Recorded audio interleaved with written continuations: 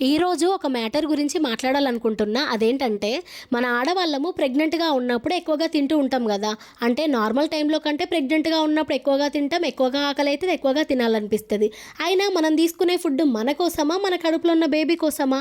పలానా ఫుడ్ మనకు నచ్చినా, నచ్చకపోయినా కడుపులో ఉన్న బేబీ హెల్తీగా ఉంటదంటే వాళ్ళ కోసం తింటాం గదా! ఆ మాత్రం అర్థం చేసుకోకుండా, బుద్ధి లేకుండా, విచక్షణ లేకుండా మూర్ఖుల్లా మాట్లాడే వాళ్ళైతే చాలామందే ఉన్నారు ఈ రోజుల్లో. ఎట్లా అంటే ప్రపంచంలో నువ్వు ఒక్కదానివే పిల్లల్ని కంటున్నావా? నువ్వు ఒక్కదానివే కడుపుతోనున్నావా?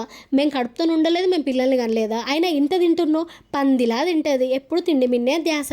కడుపుతోనున్నప్పటి నుండి తింటనే ఉంటదని చెప్పి చెత్త మాటలు మాట్లాడుకుంటూ, చెత్త ప్రచారాలు చేసుకుంటూ ఉంటారు. ఆ కాలంలో ఇవన్నీ మాకు తీసుకొచ్చే వాళ్ళు లేరు. ఎల్లిపాయ కారాలు వేసుకొనే మేము తిన్నాం, పచ్చళ్ళు వేసుకొనే తిన్నాం అమ్మ అని మాట్లాడతారు. నిజం చెప్పాలా? ఆ కాలంలో ఎల్లిపాయ కారాలు పచ్చళ్ళు వేసుకొని తిన్నా కూడా బలంగా ఉన్నారు.